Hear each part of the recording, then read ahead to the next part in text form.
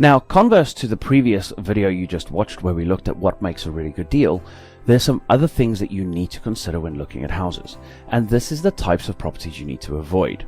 So first and foremost of what you need to avoid is houses that are typically quirky, a little bit different, a little bit strange, a little bit peculiar.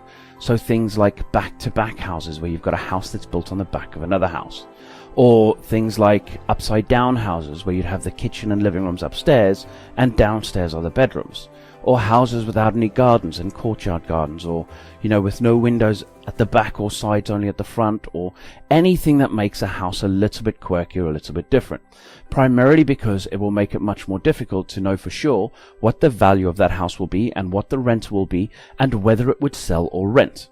Okay, so that's the first thing. Okay, you want to avoid the non-bread and butter housing, very simply. The other things you also want to avoid is you want to avoid things such as shared ownership. So shared ownership, very simply, is where the government or a company will sell you a share of the house where you only put down and you own, say, 20%, 25%, 30%, and you own a stake in the house, and they will own another stake in the house, and then you get to buy them out further down the line.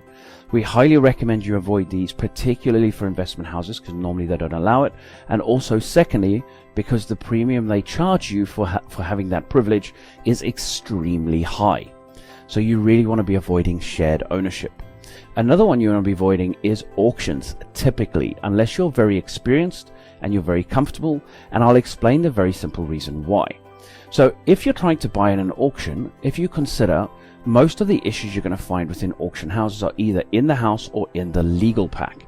So things like short leases where you need to renew the lease and the time's coming up, or could be you have walkways through the garden, or the house is due for demolition through a CPO, which is a purchase order, compulsory purchase order by the government. There's a whole bunch of different reasons.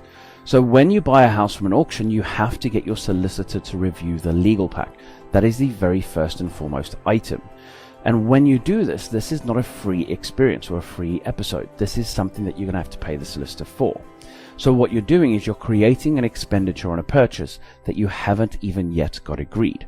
So for me, this feels like a very wasted effort in terms of how you do it. The way in which we do it and the way in which you'll be doing it through TrustBricks, the technology you can gain access to directly through here, okay, is TrustBricks will enable you to find the deals without spending money on any particular house or their legals, so you can get the deal agreed first before you start expending any cash. Okay, this is a very, very important item. And another thing you want to be considering when it comes to auction houses is, of course, with auction houses, you typically tend to find the reason they're sold in auction is because normally there's another issue to do with the house. Often you'll find auction houses would typically sell for more than what they would sell for on the open market, which is some of the reasons why some people put houses in auctions. There is an investor I know down in the southeast of the UK who used to make a house more distressed. He'd buy it for a discount, make it more distressed by taking a hammer, smashing some sinks, some windows, boarding up windows, breaking doors, things like that, putting it in an auction and then selling it for more than he bought it for by a reasonably significant margin, because he'd be preying on people who love homes under the hammer, as I'm sure many of you guys do, and believe that they know exactly what's going to happen and how this all works, without actually having an understanding of what the actual value of the house is against the amount of work required to do it. So I tend to avoid auctions unless you're very experienced. The third thing that you want to be avoiding, other than shared ownership, other than auctions, is something called a retirement home. So retirement homes are typically houses that you need to be a certain age to purchase, and you can typically not rent them out.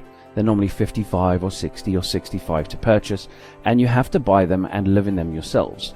So normally there'd be a leasehold, or there'd be some sort of covenant or restriction preventing you from being able to rent that house out, and otherwise you'd have to live in, and you'd have to be a certain age to do it. Okay, so retirement homes are also a no-go for investment properties. And one more, which is typically one that comes up quite a lot, is apartments. Now, I'm not typically a big fan of investing in apartments or flats. Obviously, a lot of people are, and there's definitely some really good returns to be had. This is, again, a little bit like auctions, where my suggestion is make sure you're an experienced landlord and you understand what you're getting yourself in for. With flats and apartments, there's a few things you need to consider. So sizing creates potential issues with mortgageability. You can also have issues in terms of whether it's in an ex-local or ex-council block, can create issues with mortgageability. There's also potential issues in terms of the upkeep of the entire building or the land in which it sits on, things like ground rents and service charges. And there can also be backdated charges that you might have to cover for major works needing done on the building or major works being done on the land. So you might be stung with 20, 30, 40, 50 grand of money that you didn't expect to be spending. So for me, apartments, although they tend to have a much higher yield or potential return, there's often a negative side to it. Not always, and that's why I say just make sure you're experienced and you know what you're doing. But for me, it's something that we tend to avoid. I like bread and butter, very simple and easy housing. One more thing you also need to be considering with flats and apartments is something called ground rents and service charges, which is your overheads for covering the cost of maintaining the building or maintaining the land. A lot of people or a lot of block builders or apartment block builders created larger service charges or larger ground rents, which then make it much less attractive on the cash flow. So although the cash flow on the outside looks fantastic when you look at the rental and the value, when you also then take a look at the ground rents and service charges, you'll find your returns are significantly less than you thought. So this makes a large list of a whole bunch of houses that you typically want to avoid buying. A couple more which I think would be useful to note is you typically want to avoid buying houses in the middle of nowhere. So houses in tiny little villages where there's only a handful of houses, or 10 streets or 20 streets.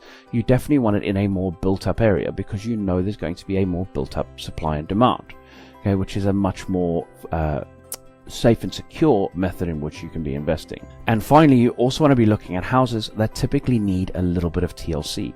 They don't necessarily have to be massive refurbishments and massive maintenance work.